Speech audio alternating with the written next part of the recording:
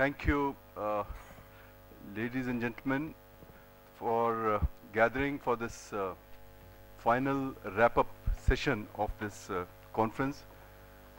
And we always have the last session always turns out to be the most interesting because everyone has been listening to the presentations, participating in the discussion, and we have and everybody is bubbling with ideas.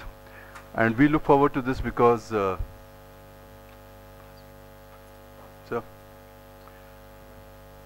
we look forward to this because we get some idea of the way forward, what people think, how the issues discussed are being should be taken forward. That means by way of advice, etc. And secondly, how to take the conference or the issues that we discussed in the conference forward, and we build our future program based on the suggestions that we receive. So I have a very distinguished and a somewhat large panel with me. I don't know how I'll manage the time. We have about 2 hours. We will finish the session at 1 o'clock and followed by lunch. So which means that the panelists, and many of them have been taking part in the discussions, some are new. But I would request them to limit their remarks to 5 minutes each, and then I'll go back to the floor for some comments, etc. And then, time permitting, we'll come back to the panel, and then they can make some supplementary remarks, but briefly, less than 5 minutes, maybe a couple of minutes at that time. That's roughly how we have planned, but it's not always easy to manage exactly the way we plan in the beginning, but that is roughly the plan. Now, we have been listening to these very interesting and very thought-provoking and animated debates over the last 2.5 days on the emerging Asian security trends. The governor of West Bengal, Shri M.K. Narayanan, when he opened the he gave his inaugural speech, he made several points, and he gave a tour de horizon of the emerging security trends. And he said that the key relationships in Asia, those between US and China, between China and Japan, between China and India, and among others, there were some others also, will essentially define the security environment in the region. And I think in all these relationships, several new developments have taken place. And there is a lot of uncertainty in many of these relationships. The conflict, and that's what we were trying to understand, whether this power transition that is taking place is going to be conflict-ridden, violence-ridden, or there will be some ways to solve these conflicts peacefully. Now, conflict is not inevitable. That was also a point that was made. But this will depend upon how Asian powers who are now emerging or re-emerging and accumulating political, economic, military heft, how they manage their relationships and how they view the world. In fact, he made a very provocative remark, and he said that, is there an Asian Metternich or Bismarck who could pull together a concert of Asian powers to manage the transition? Well, this was one of the points that he made. The idea was that the Asians will have to manage their affairs, and I think there is also, we require leadership of some stature to look at the emerging security trends and manage this. The discussion at the conference brought out that the power transition that is taking place is an extremely complex phenomena. There is no guarantee that the world will necessarily become multipolar. A very important point that was made, because generally we often have shaped our debates in the context of multipolar world. But, and Professor Shutong told us that bipolarity is here to stay, and that the key question is the management of the competition between US and China. As it turned out during the course of the conference that the picture is far more complex, and the effects of globalization on state structures is something that we will have to contend with. And the concept of new concepts are arising, new geopolitical concepts, and one of those was the Indo-Pacific, the concept of Indo-Pacific. This was discussed at some length, but I think there is a lot more that needs to be discussed to tweak out what exactly it means. Will it be a zone of contestation or cooperation? I think, and in that context, we also discussed the role of the Indian Ocean Region Association, IORA, the newly named, the name has been minted recently, but whether it will have some new elements, political elements, security elements to its discussions or to its deliberations. I think that was also discussed. And in fact, I would think that IORA is one organization which can make its mark, but it will need to be a little bit more forthcoming. And one way to perhaps handle or to do this would be to raise it at the summit level. Right now it's the ministers who meet, but in order for it to really play an important role and also start dealing with organizations like IONS, etc., I think perhaps a summit level meeting might be required. But the fact is that Asia Pacific is a huge factor in the evolution of Asian geopolitical landscape. Then we also had a wonderful discussion, a very nuanced and rich discussion on non-traditional security issues and how there is a trend of these issues getting securitized. The session on resource stress in Asia brought out already that securitization of energy issues, for instance. And are we moving towards securitization of water issues? I think, and there was some discussion about that. And one of the speakers pointed out quite perceptively that water and carbon are embedded into the world trade that runs into trillions of dollars. So already water and carbon are beginning to shape the geopolitics of the world. And the global value chains have also brought out a huge degree of interdependence among nations. Now, what impact it will have on peace and stability, that was also discussed. And the making of the mega FTAs will have tremendous impact on global trade institutions like the WTO. Some of these issues were discussed. The session on military trends focused on military modernization programs of key Asian countries, and I think there are certain causes of worry here because many of these programs tend to be somewhat opaque, not transparent, and not really clear what are their aims. And I think the NSA also mentioned this morning the need for transparency, etc., and maybe some better understanding of the military doctrines that are evolving. Then the conference also focused on cyber issues and critical infrastructure protection. Cyber threat is becoming now almost unmanageable. The rise of social media, the centrality of the mobile phone, and the mushrooming growth of malware and hidden servers pose a threat like no other. And again, we discussed today during NSA's address that what are the new rules that are shaping up, what role can India play, for instance, or other countries can play. And that session also discussed the importance of human rights and the use while the militaries contemplate the use of force, although that discussion was somewhat limited. Since the conference is being held in India, there was natural focus on Indian approaches to Asian security.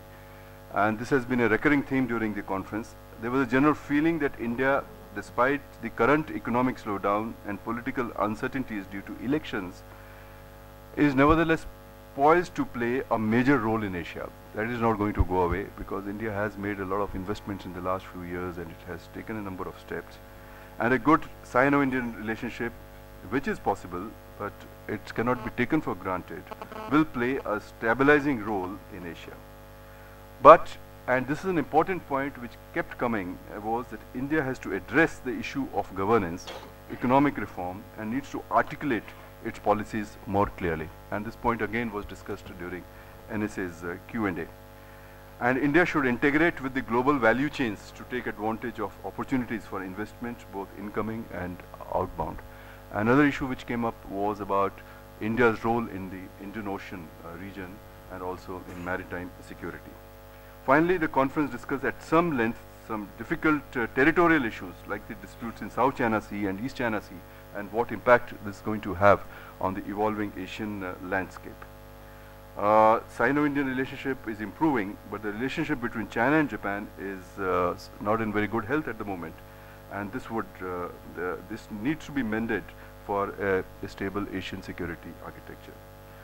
And my feeling is that the House felt that the complexities of the global power transition from the west to the east need to be managed, and interdependence perhaps shows a way, though one cannot always be sure. Conflict need not happen, and if they happen, they can be managed. There is an all-round recognition that conflicts in the first place should be avoided. Cooperation is very important, but whether it will happen or no needs to be. So the conference provides a snapshot of changing Asia. Obviously, this is not final word. No doubt in the future we will have time to discuss these issues, and I would now request the panelists to kindly make their remarks in this context. So let me begin with the order that I have in front of me, and I will begin with the Australian High Commissioner, His Excellency Patrick Suckling, to kindly start off the proceedings. 5 minutes, sir. Sure, thank you. Given it's 5 minutes, and given the National Security Advisor said a lot of much of what I would agree with and would have said in the first half of my comments, I'll leave what he said on the table. Other than the obvious that the region is in enormous strategic flux, and managing that flux and the strategic competition and the interdependencies and all of the potential for tensions and rubbing up against one another, and how you mediate those tensions and build habits of cooperation is the key challenge as far as Australia sees for successive generations of policymakers on foreign policy in Australia, and that we have a very strong view we need to be deeply proactive in the way we go about doing this to try and shape the future that we'd like to have, rather than regret one that might come to pass. In the second point I'd like to mention is that in this context, India looms a lot larger than it ever did before for Australia. Obviously, India's growing economic and strategic weight makes it a player. I'm sure that's been discussed at great length over the last few days, so I won't go into that in too much detail, other to say the obvious. There's also the growing significance from Australia's perspective of the Indian Ocean region. I know there's been a good discussion about that. We're very aware of the amount of energy and trade that will pass through the Indian Ocean region, particularly through Southeast Asia and up into North Asia, and in that context we see a growing interdependency between the two oceans, the Pacific and the Indian Ocean, and that's why we've changed our strategic outlook to not talk so much about the Asia-Pacific or East Asia. We now talk about the Indo-Pacific, and I know that's a contested issue or matter of discussion here, but certainly from an Australian policy making perspective, we do see an arc growing between those two maritime domains, and the increasing dependencies, the sorts of power projections that will go either way. And frankly, I think that's summed up nicely as in terms of if you just look at China's look west policy and India's look east policy. So we do see the Indo-Pacific as being our increasing way of viewing this era, and for Australia, it's our priority region to focus on.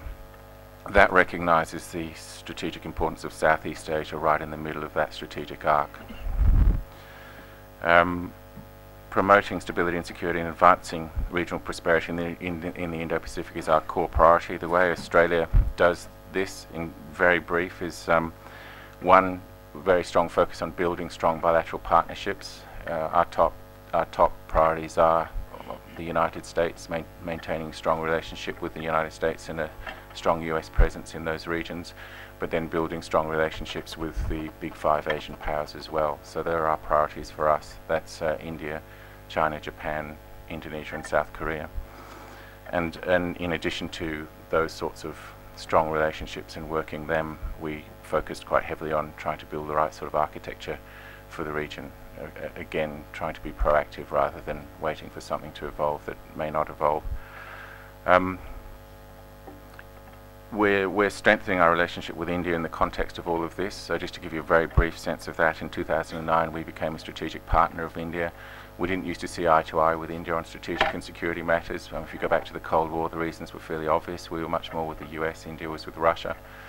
We had our nuclear issues. Those are all behind us now. And I think there's a converging interest because of all of this regional dynamic that we've all been discussing over the last 2 days. And therefore, for us, having a much stronger security strategic relationship with India is very important, and we've been building that steadily. Last year, the visit of Defence Minister Anthony to Australia led to some substantive concrete outcomes, of which defence Navy-to-Navy exercising commencing in 2015 we think was the biggest outcome. But if you look across the spectrum of what we're doing with India on the economic and strategic and security spectrum, it's light years away from where it was even 5 years ago. The last thing just is to say in terms of what's been discussed and India's position in all of this, and these are personal rather than the views of the Australian government.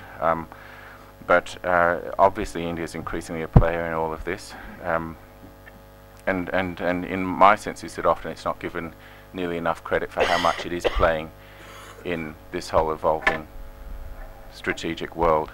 That's partly, it seems to me, because India does a lot under the radar, but I think India is inexorably, through its Look East policy over the last 15 to 20 years, doing all sorts of things that have been recommended and talked about in this room, has just been summarised by the chair.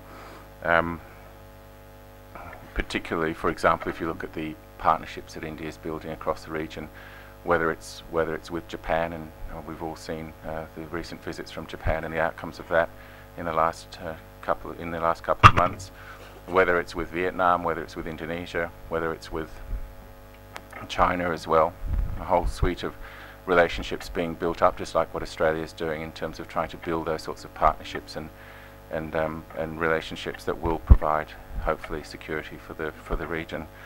In that context, India is also an active participant, as has been said, in the development of regional architecture. IORA being a particularly good example. We feel India did a very good job last year as chair in giving more definition and some concrete areas to work on that we're chairing now as Australia this year, and Indonesia will chair next year, in terms of taking that institution steadily forward. I don't think its time has come to have a summit meeting, a leaders meeting in IORA. I don't think it's yet at that point, and already leaders have fatigue with how many summits they go to. And I think if we can get some good runs on the board through the nicer definition that India's provided for the IORA agenda, then maybe we can build to that over time.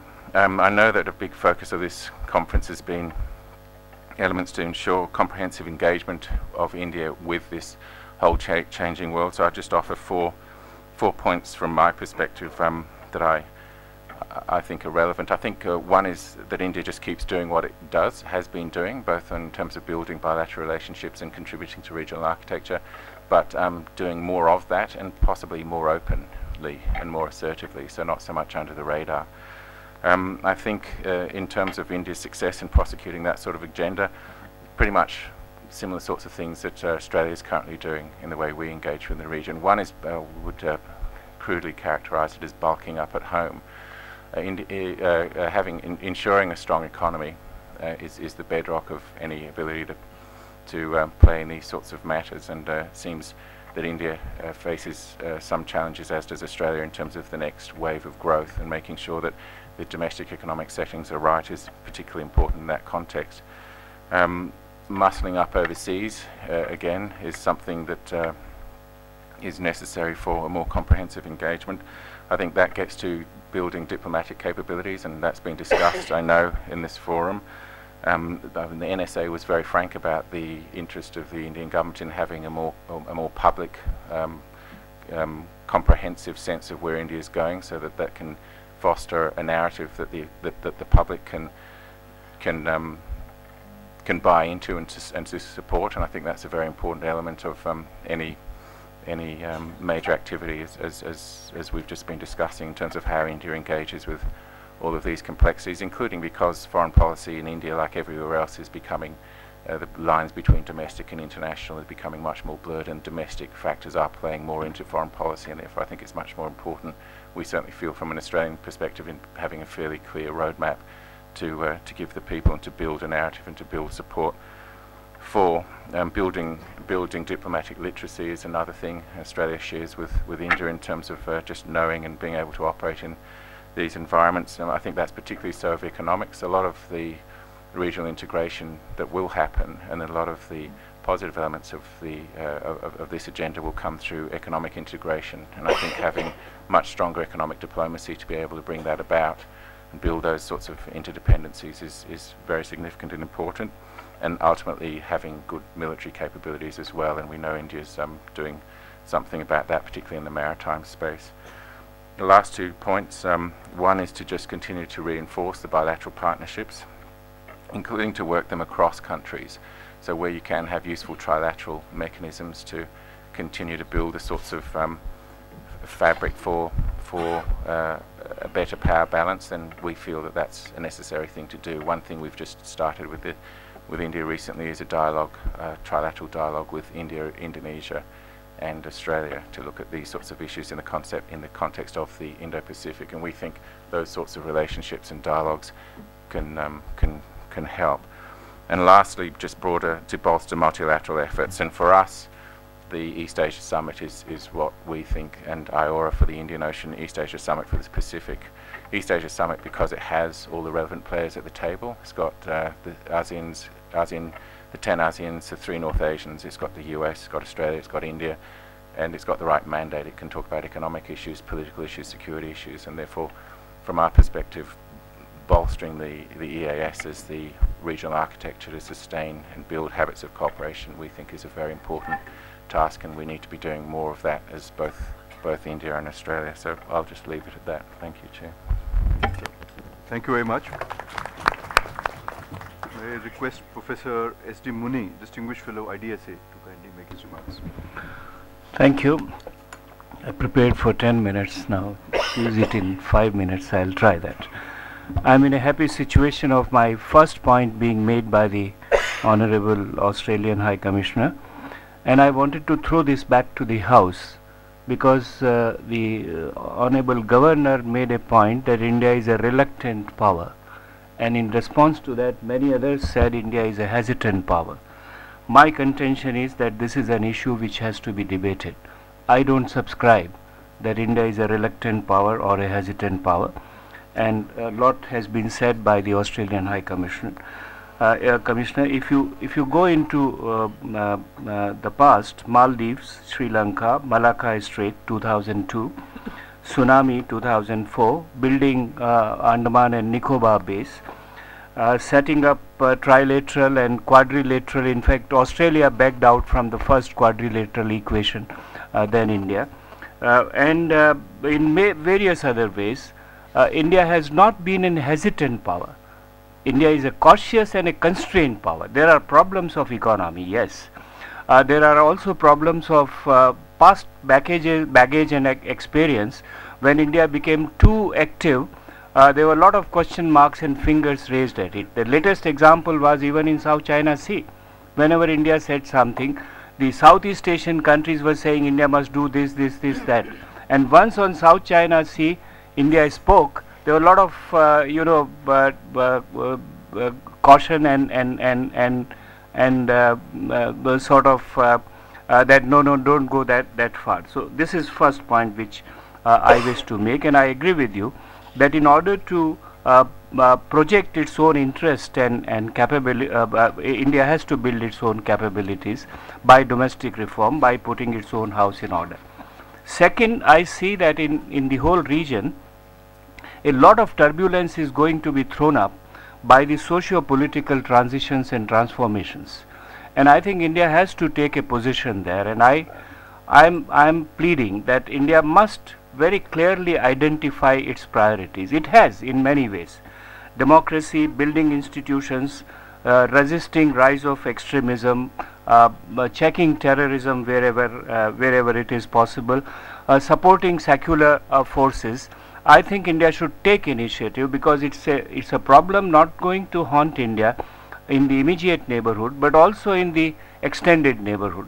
Look at the situations in say Myanmar, Cambodia, Thailand, even in Singapore. The internal pressures are coming up. So this is the second point I would like to make, that India must make its ideological map in terms of internal political and social orders very clear, which is preferable to us. We don't have to impose that, but wherever such forces come up, we must help, facilitate and engage with them constructively.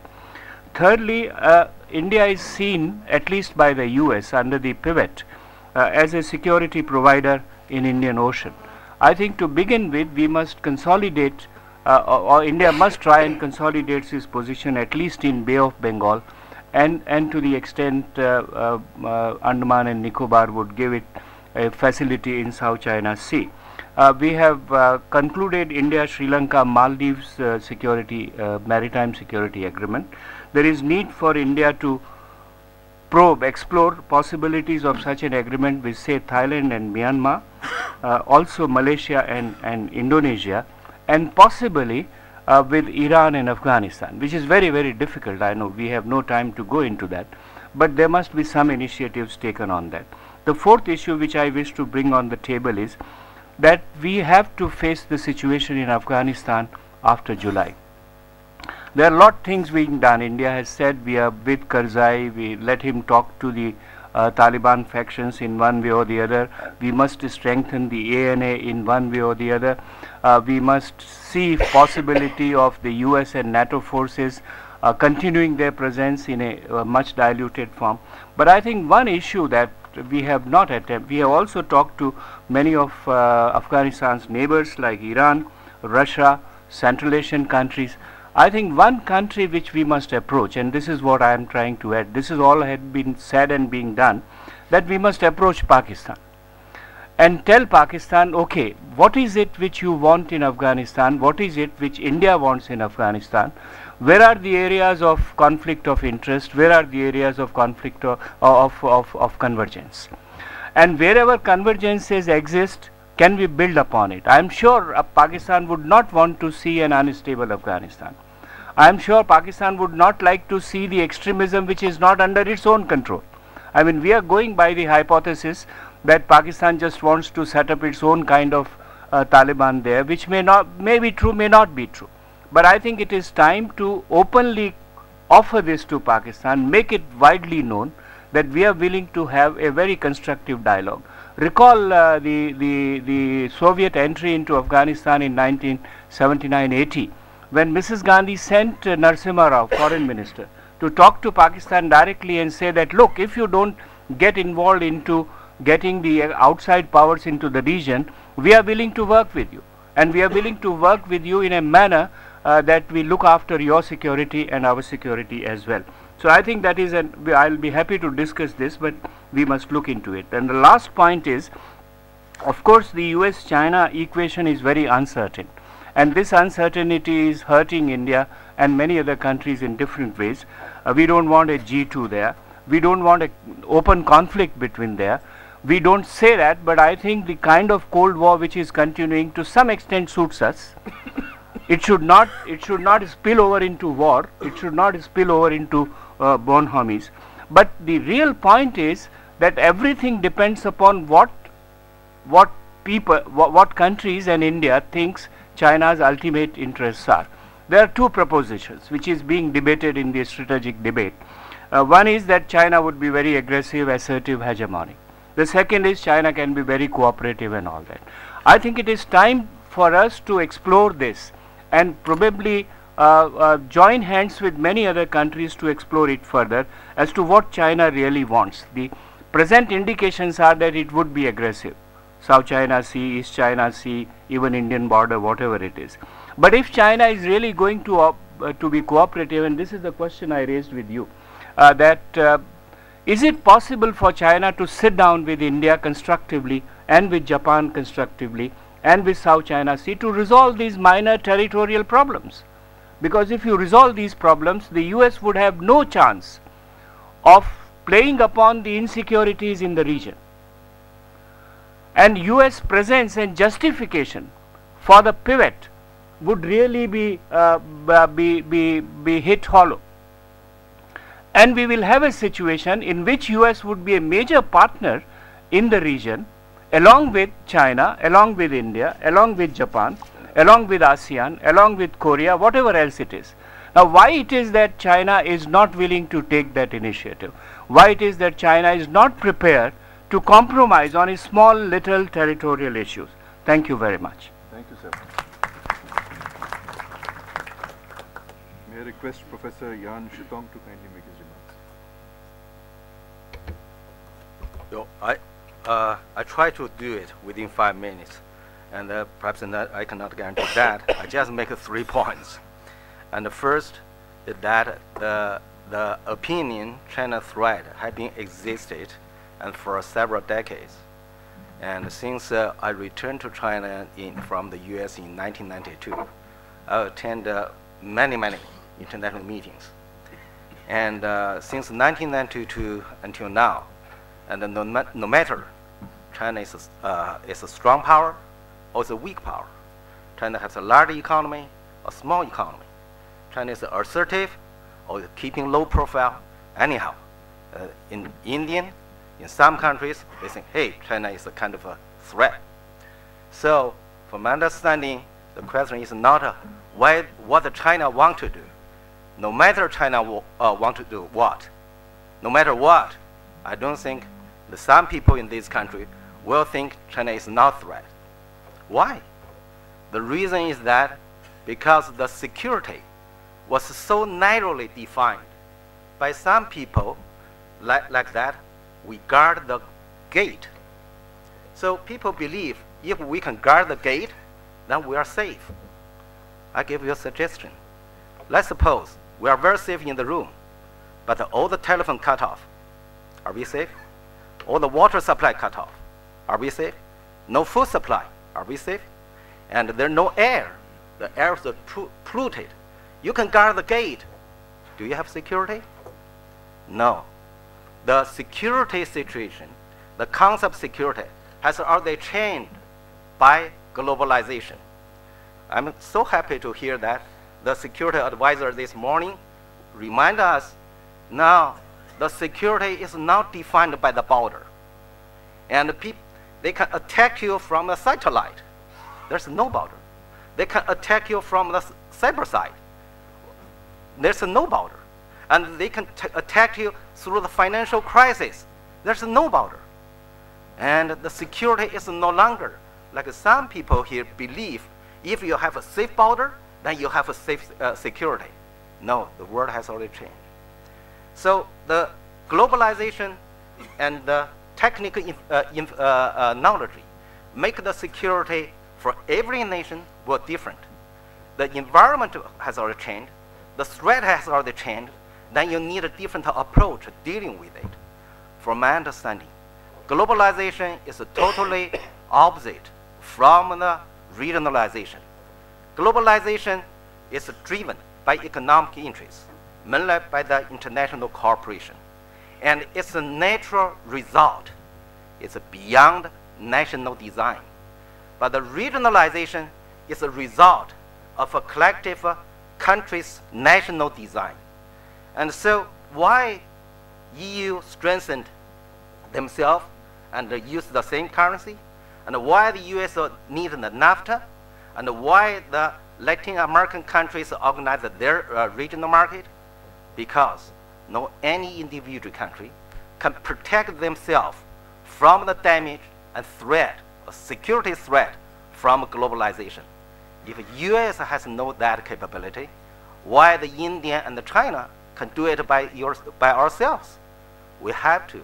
No other choice is better or approach is more smart than regionalization to dealing with the threat from the globalization and the information technology. So some people, I heard, I'm not an expert on Indian study, so maybe an understanding about the Indian academia's opinion not very comprehensive. Just according to what I heard in the last 2 days. And some people believe that the balance of power equals the containment strategy. I tell you that in the middle of the 1990s, there's a serious debate in the United States whether they should continue the containment strategy against China, because that strategy is very effective, makes the Soviet Union collapse. So that why we do not continue the strategy? The answer is so simple. The engagement school talked about. They said because of globalization, The question is not whether we should contain China or not. The question is whether it's possible to contain China or not in the condition of globalization. Not only China, the whole world economy weaved into together like a cloth. If you cannot isolate it, how can you contain? So this strategy is out of date. Unfortunately, some people still believe and India can work together with some country, organize somebody to contain China. From my understanding, that would doom to fail. Not because China is wrong, because globalization will make it inefficient. Lastly, I want to say, whether Indians want to do regionalization or not, that's really a kind of a strategic thinking. And by now, no matter in East Asia or in the Europe, in the Latin America or in the US, I can never heard anyone think regionalization will damage the members of this country. But some people in this country, yesterday I read some articles, they suspect about regionalization. They think that regionalization will hurt the India. So one thing should be clear. Regionalization must have a very clear boundary. If you don't have a clear geographical boundary, regionalization, just like a WTO, it won't achieve anything. So finally, I will say, and if someone suggests that we have some regionalization as APEC, so my prediction that doomed to fail. That you just make your national leaders spend money and for attending meetings, have new clothes. They can get nothing else. Thank you. Thank you. Yes. We're all looking for new clothes now in the Asia-Pacific region, certainly. Now may I request Ambassador Stobden to kindly make his remarks. Well, thank you, sir. I need 6 to 7 minutes to make 9 points. I don't know whether I could finish that. My first point is that in the first session we discussed about that there is no notion of a concert of Asia. Because Asia is different entities, different civilizations, different cultures. They were connected to each other, but they never clashed. So I don't think there could be integration, they could coexist. So this is my first point. My second point is that India has always been averse to geopolitical activism. NSA talked about principles, not designs. You call it reluctant power, you call it lack of intent or whatever that you want to call it, but it was always averse to the containment or balancing theory because, as the professor before said, India is balance in itself. India is a balancer. The non-alignment was a balancing factor. So when you are at peace, you require strength to balance. Since you are not active, you can't be a balance, part of a balance of power. I think Soviet Union, of course, never appreciated India's position, but they recognize India's idea. United States, quite frustrated, I think, quite disappointed with this idea. Discomfort is visible. Japan's security outreach to India. I think at best this can translate into economic access. I don't think this is going to take off once Abe leaves. My third point, everywhere I think the past is becoming a rough, if not a ready guide to future in 21st century. China is invoking, if you see all the pronouncement of Xi Jinping, you can see China wants to revoke its history to become both hard power and a soft power, a crafty captain. So we need to understand the positive and negative implications of that.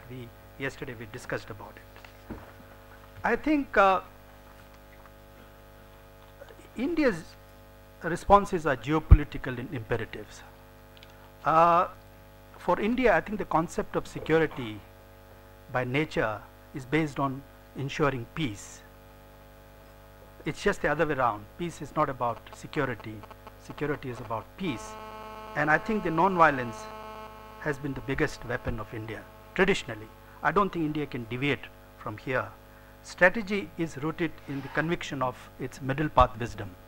I think non-alignment was part of this larger principle. I think this principle, this paradigm remain powerful, robust, resilient and autonomous. And I think also eternal. It will never go away from Indian mind. I think this paradigm helped India to export its ideas, its ethics, its commerce, its trade across Asia in the past, and I think that is going to happen. What is happening now is that India is trying to reach out to its disciples and its siblings. Some disciples can be arrogant, can become arrogant to its teacher. Sibling can quarrel, but I think it is exactly like that. The Lucas policy is about reaching out or reconnecting with its siblings and its disciples. Well, India may not be a guru now, but I think it will speak from the same traditional texts, what it has been teaching for centuries. India's own balancing, therefore, in the 21st century is that cooperative framework with China, but military engagement with others, Vietnam, Japan, and the rest. I think US will simply remain a friend, not an ally. I think the Chinese are correct when they say India is not US ally. They understand India because disciples understand the guru. All in all, India will seek business, not conflict, adjustment, not confrontation. Therefore, I propose that harmonious coexistence, not integration, could bring about a viable and a sustainable Asian balance. I don't think the US Asia pivot is a Cold War type doctrine. I don't think it's about stalling China's rise. It's about rationalizing Asia. Economic, military, whatever you mean. You want to rationalize China's, Asia's future. I think we still require United States in Asia because US engagement with Myanmar was a good thing.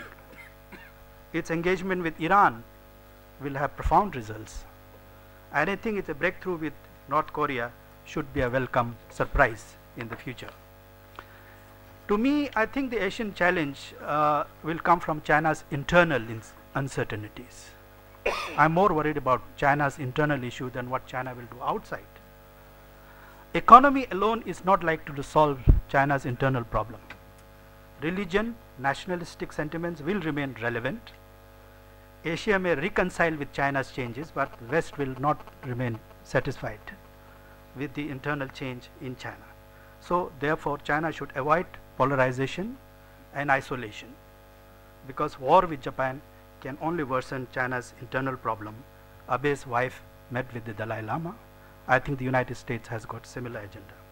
And I think you can never undermine history. There is a tendency that history will come back to haunt you. That lesson that every country has to learn. My 8th point is that there is something called Eurasia, which is west of Asia. We call it South Central Asia crossroad, which is the most dangerous. It's less crowded but most dangerous geopolitical theater. Big turnaround is taking place. You know there is going to be a deal with Iran, but we don't have a deal with Afghanistan as yet. What it means? It means that we are going to see a war of proxies between Iran and Saudi Arabia, as Governor Narayanan talked about it. I think everybody is going to be engulfed into this. Afghanistan will remain epicenter, but everybody will be affected. India has the understanding, India has the knowledge. I don't know whether we will act in the Cold War fashion. China has no understanding of tribalism. China has no understanding of sectarianism. China has no understanding of Sufism. But I think China is already responding by Silk Route or look west policy. But for China, risk the exposing its Xinjiang to the sectarianism, if not terrorism. I don't know whether US will play Sunni game or the Shia game, or they will play both this time with the friendship with Iran. That's something that we need to see. But I have a proposal whether China and India can bring new elements on the table to start with Afghanistan. Both India and China understands Afghanistan since the Silk Road days. Lot of stakes for both the countries. And there is a saying, many people still believe that it's better to leave, foreign intervention may better than leaving Afghanistan in the hands of the Taliban. We need to be thinking if we have to have peace in the future. Perhaps this could be a topic for the next Asian security. Thank you.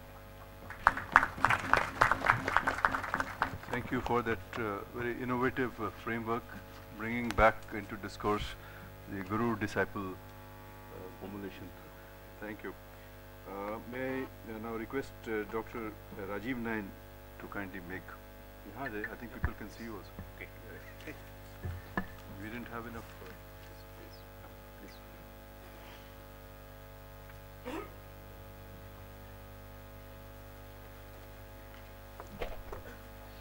I think after the Stobdan's spiritual discourse, I am supposed to speak on very crude device, that is nuclear.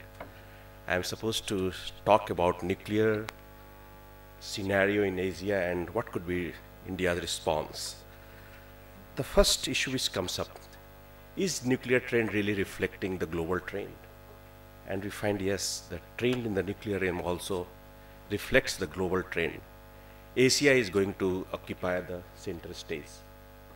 In the Cold War period, which many talked about, and especially Stobdan, Europe was the theater. Now theater has shifted. It has come to Asia in both ways. If we talk in terms of civil nuclear energy or crude nuclear weapons, crude nuclear device, which I just mentioned at the very beginning, there is a IAEA data that says that there are some reactors which are under construction. And out of 72 reactors under construction, 45 are in Asia.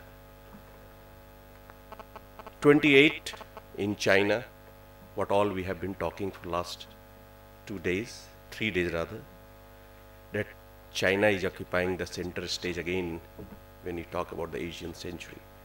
India is following with 6 and South Korea with 5. So in that realm also we can find that in nuclear, civil nuclear energy realm, Asia is leading. But since it is a security seminar, so I would rather focus on security trends. What is nuclear security trends in Asia?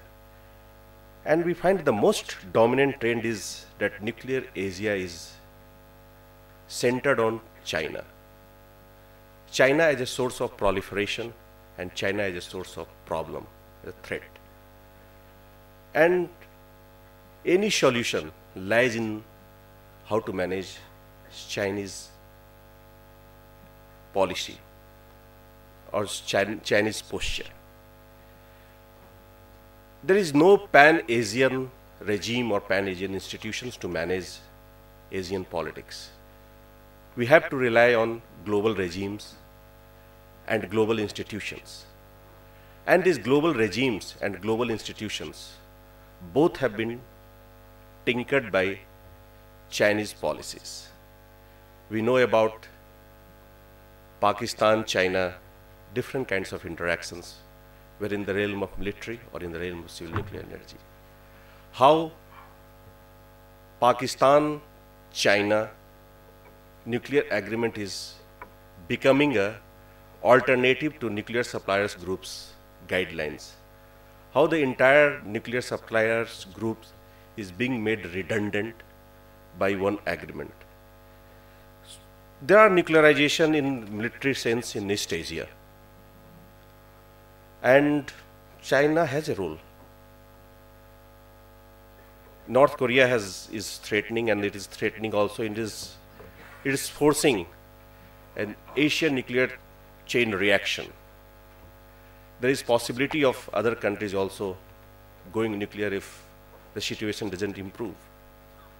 So in this situation, I have to just discuss about India's response. And India is, I'll say, just facing 5 major dilemmas, and it has to resolve. And the first major dilemma is, as many pointed out, should it align with United States or should it act autonomously? It's true that because of the Chinese assertiveness, the countries around China are getting worried. And naturally they look towards United States as a friend, you can say as an ally or whatever. But is United States reliable? This is the big question we have to answer. And we find that there is always a skepticism about United States, even its allies, the countries which it is providing nuclear protective umbrella. It is talking about reduction of its nuclear weapons. Will reduction be able to provide protective umbrella to even its allies? So obviously no one can even trust, other countries cannot trust it. Second is, in East Asia, in fact, United States has outsourced China the task of managing North Korea. It is not even a proper actor, not a real actor. It looks towards China to manage North Korea and their dynamics.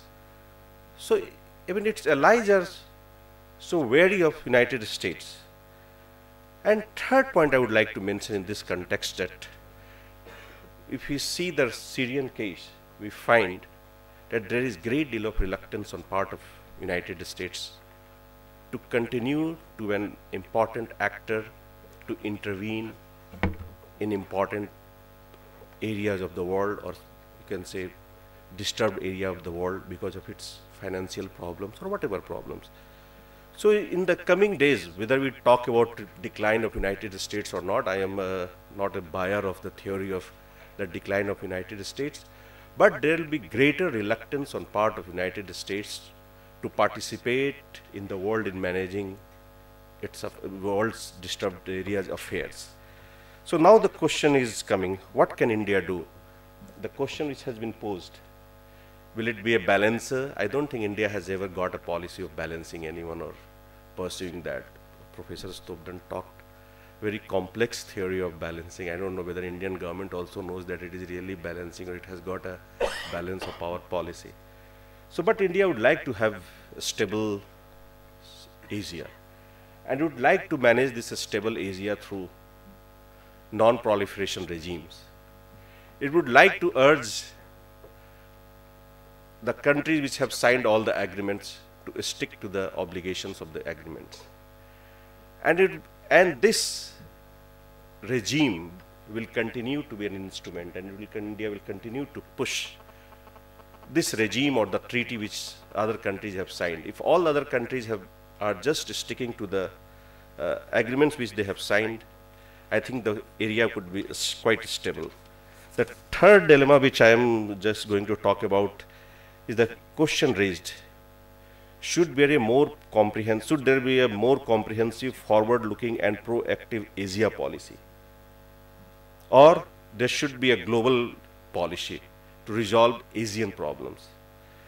I don't consider the invention of any Asian institution or Asian regime quite useful to solve the problem, for three reasons.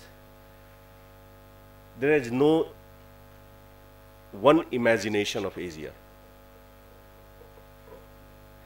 There are some talk about Pacific Asia, some talk about Middle East and include Asia in that.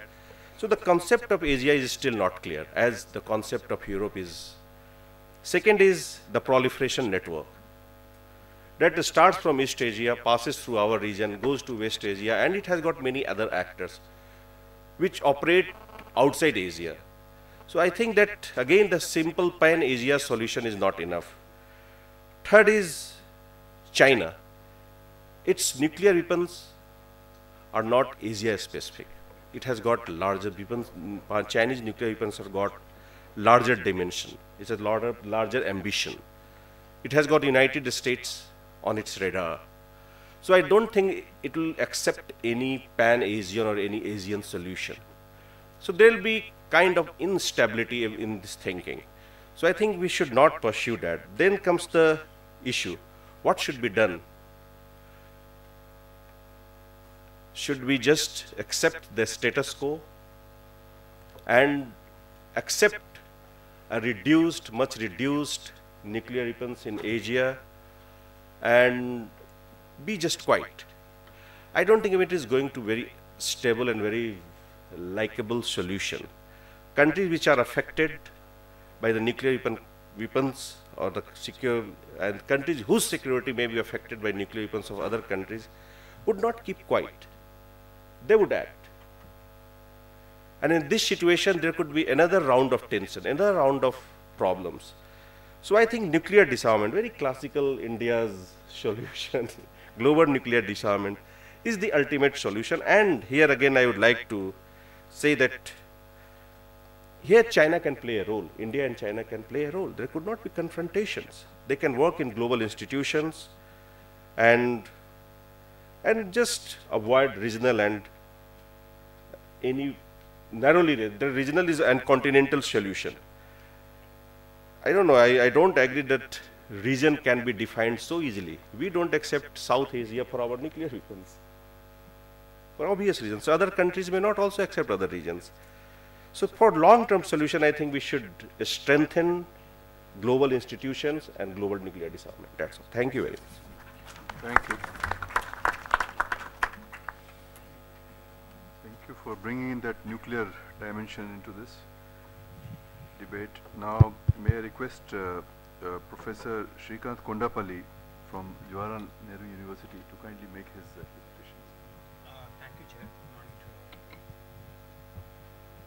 all. I have 3 points to share on the strategic trends in Asia, and almost related to that is the policy options for India or Indian responses.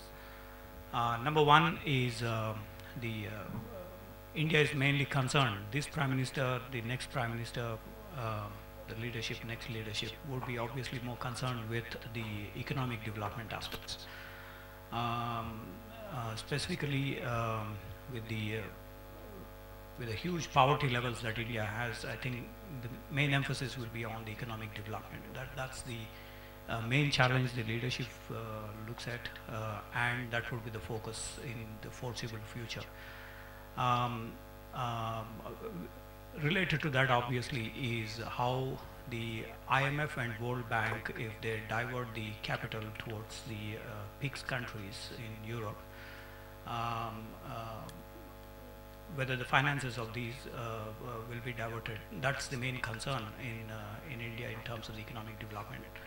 So the responses obviously would be what has been stated as the requirement for $1 trillion in the infrastructure development and upgradation of the manufacturing sector from 14% to about 29%. That would be the major objective of the current leadership as well as the next leadership. So that would be the focus of the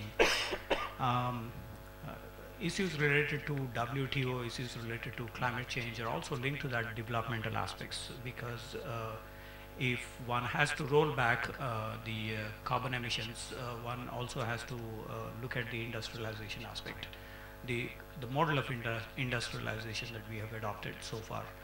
So I think the main emphasis would be in terms of maintaining those economic growth rates and specifically in terms of the overall concept as been mentioned as comprehensive national power.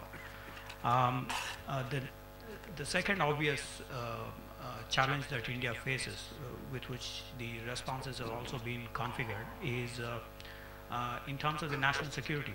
And the challenge obviously is the Westphalian construct, again, in terms of the borders, in terms of sovereignty, in terms of territorial integrity. In addition, of course, the recent cross-border terrorism related issues.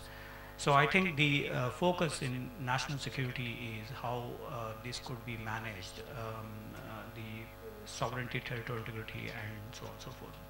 Thirdly, in terms of the strategic trends that India views is the reshaping or how India could be conducive to the international and regional orders. On this count, we have seen substantial changes in the recent period. While we saw a liberal order being ushered by the United States in 1945, we have seen the unipolar movement being punctured. We have seen that China rise obviously had created a lot of ripples in this international and regional order. Specifically, I would suggest that there has been a status quo position by China at the international level, but revisionist position at the Asian levels. And that's the main challenge that also India faces. And that's one reason why India is clubbing up with Japan, with Korea, with Singapore, and a host of other countries. Indian responses broadly, again, based on these three, one, siding with the G77 countries and also its position in the WTO and climate change proposals. Second, in terms of the national security, we have seen substantial growth in the apparatus so far in India. And thirdly, at the level of international and regional order, I see that last decade or so, India had been practicing what Deng Xiaoping has suggested, Tao Guang Yang Hui.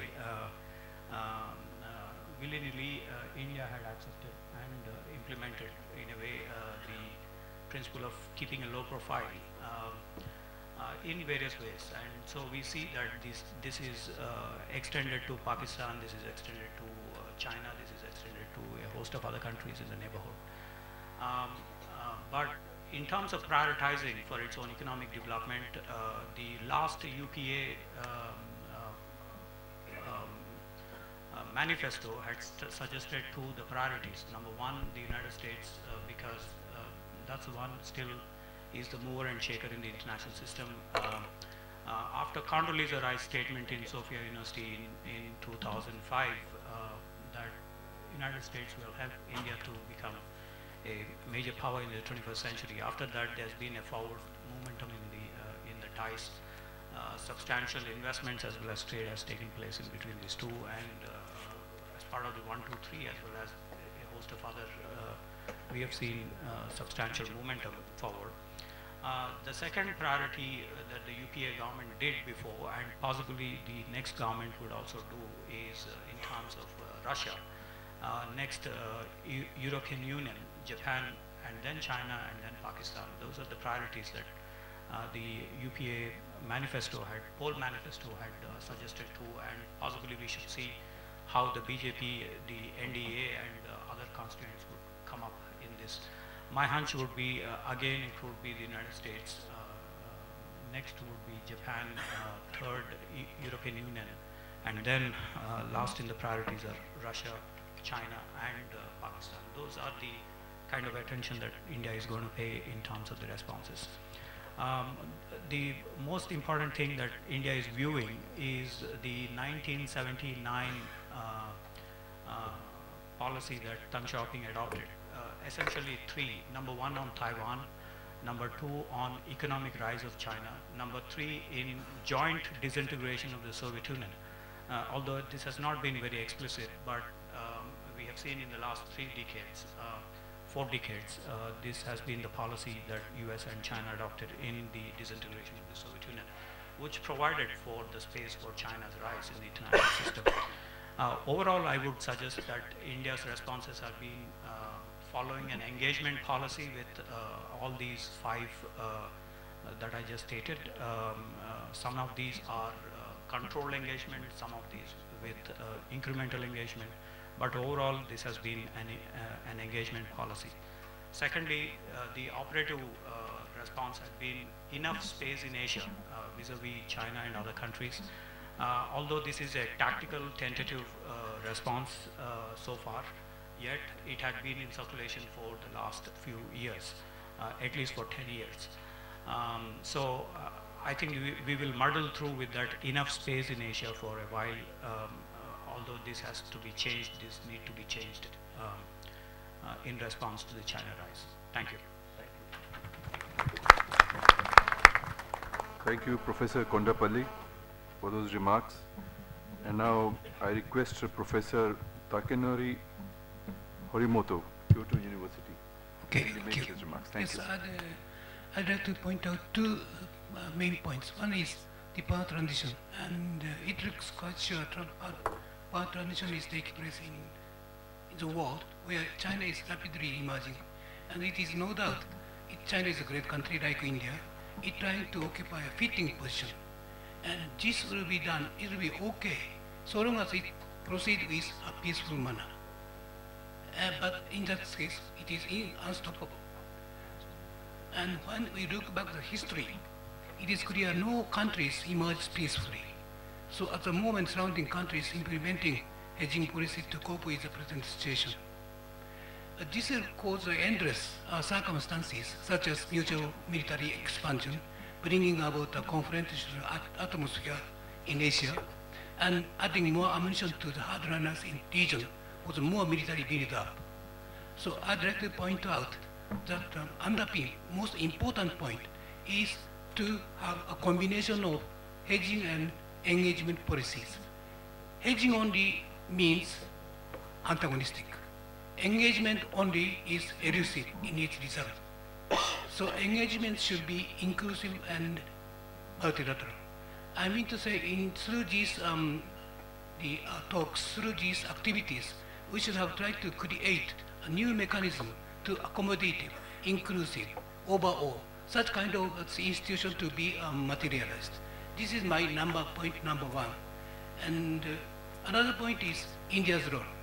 And Governor Narayananto explained India is some reluctant power. Yes, I admit India is a quite hesitant power, quite reluctant, not so assertive as in the past. So, but India is, I am of the opinion, India should be more proactive as a great nation and contribute more than now.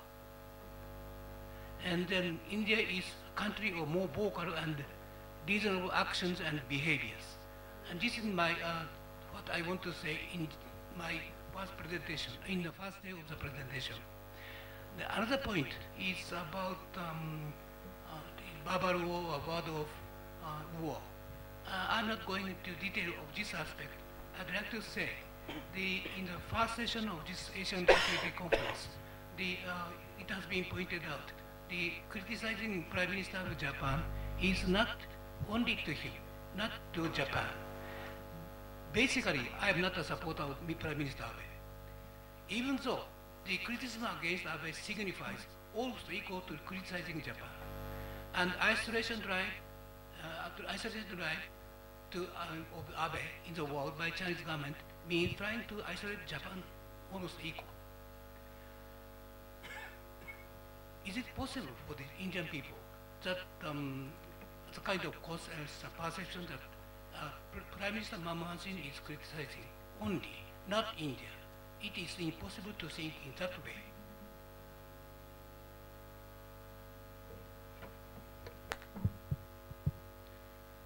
And as you may be knowing, Prime Minister Abe is representing Liberal Democratic Party, that is ruling party, which has been democratically elected by the people. This means criticism to PM means criticism to Japan. And Prime Minister Abe is going to have another 2 years in his tenure. That means there is no talk in coming 2 years. And then as Professor Muni suggested, there is no dialogue will take place. So these are the reasons which I try to avoid involved in this kind of argument. Babur War is not at all creative and creating nothing. It's a kind of simply a tamasha. So saying, I'd like to point another point. I'd like to say that this kind of candid exchange of opinions would be more better than nothing. And in that context, I'd like to express my gratitude, great gratitude to IDSA to prepare this occasion by selecting an excellent subject to discuss this aspect. And I praise goes to the Dr. Arvind Gupta and Dr. Uttam Singh. And also I'd like to express my great pleasure and gratitude request me to come to this conference. Thank you very much. Thank you, Professor Horimoto, for those remarks. And now I request Dr. Nguyen Hung Son, Diplomatic Academy of Vietnam, to kindly make his. Well, since I'm the lone ASEAN representative on this panel, I'd like to speak a little bit of ASEAN's views and how ASEAN looks towards India's role in this region.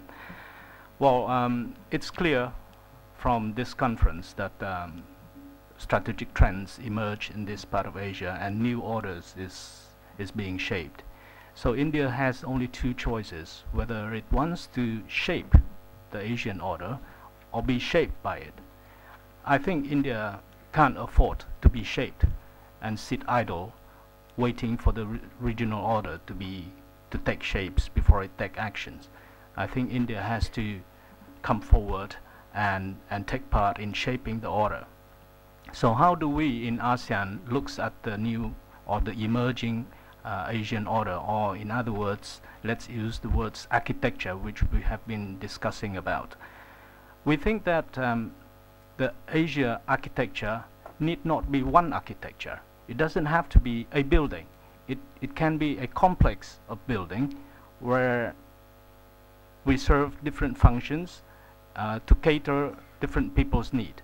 And I, in particular, would like to look at three complexes that probably is going to take shape in Asia.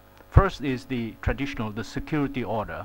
And in this sense, I think that a balance of power is still very much needed. However, we in ASEAN think of balance of power rather differently from the traditional realist balance of military power.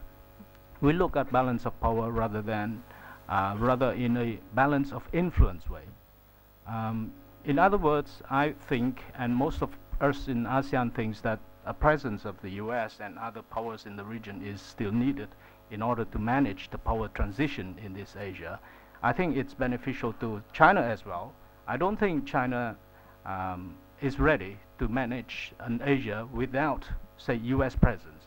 It can't afford to let Japan to feel so insecure that it will go the nuclear way, for example. And how about North Korea? How about South Korea going nuclear? I don't think East Asia is ready for that eventuality. So a balance of power, balance of influence, where different voices of different powers is still needed in order to manage the power transition.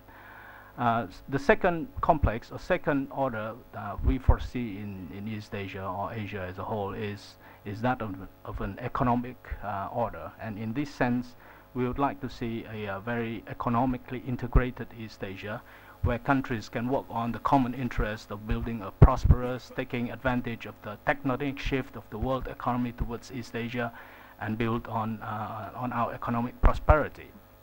This is not only a common interest for all of us, but it also helps convince countries that it is going to be mad or mutually assured destructive to go into conflict or to use conflict as a way of resolving problems in this region. And the third complex we see is the diplomatic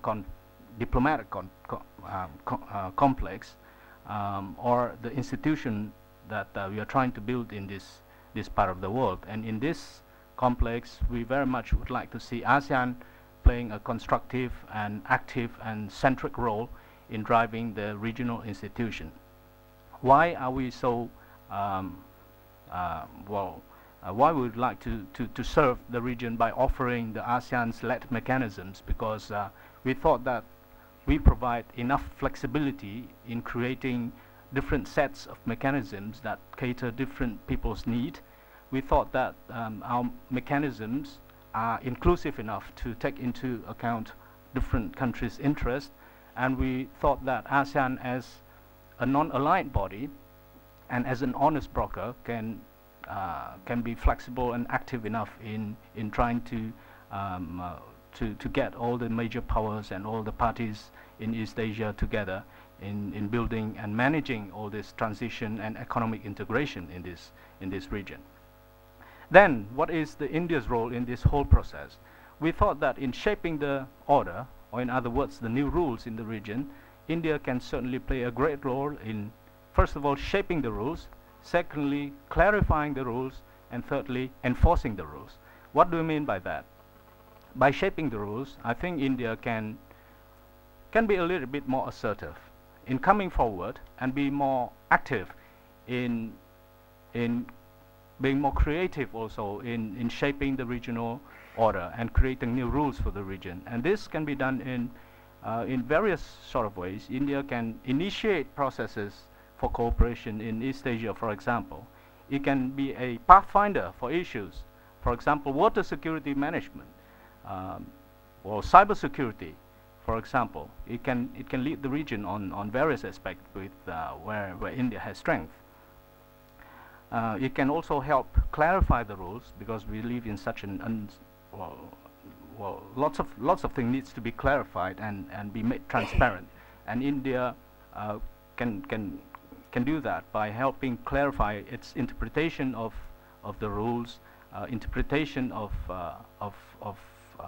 what the rule of law has in this region, and how it should be applied in the particular context of the region, and help people understand the rules so that they can adopt it, they can apply it in this part of the world.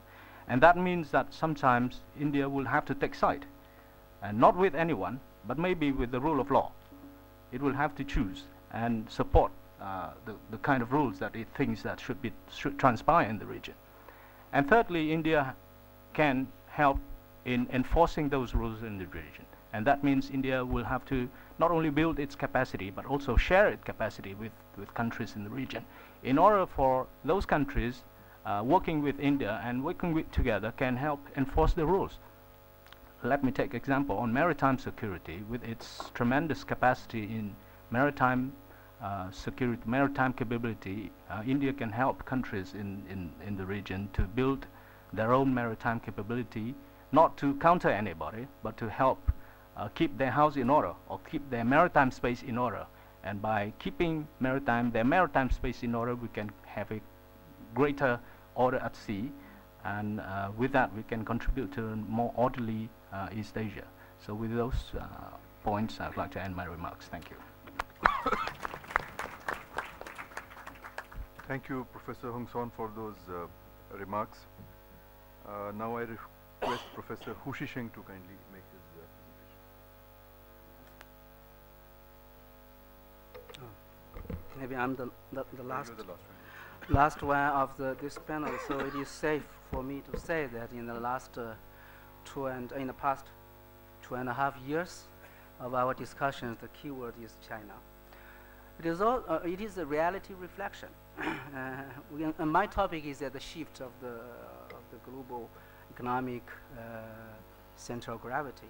One of the biggest reason, outstanding reason, is China's factor.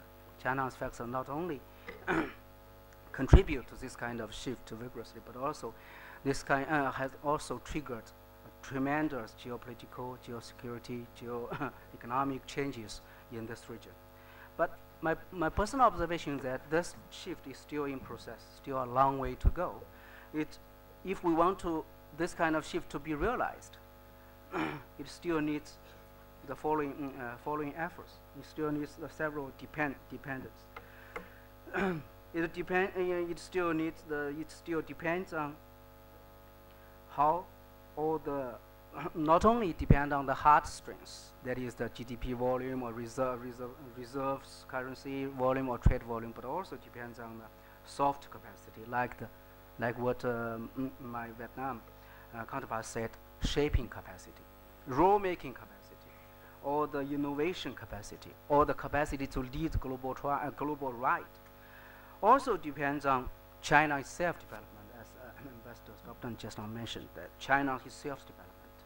And also depends on how China and the world get mutually adaptability. They should get mutually adaptable to each other. And not only depends on China has maintained a sustainable development, but also depends on how China share its development with the world, with the others, especially with our surroundings, especially in economic terms. It also depends on how China deal with how China and other rising powers like India to make efforts to establish a certain kind of security strategy, especially in Asian Pacific region, because we know this region is full of complexities. Traditional challenges, non-traditional challenges, or Cold War legacies, also developmental issues, or the legacies of global development. All various kinds of challenges are clustered in this region. And also we found that unprecedentedly in this region, they are full of powers, existent powers like US, like Japan, and also the rising powers like India, like China, even Russia. It is unprecedented in history. So, but the vacuum is that there is no such effective security architecture. I think China, India, if we want to become a shaper, not a follower, because we cannot no longer be a free rider of the past. So we have to do efforts. If China and India take initiatives, I think there will be a lot of followers. Let's do it together. If both of us can settle issues in this region, I think we have the capacity to settle the global issues. Thank you. Thank you. Thank you very much, Professor Hu Shisheng.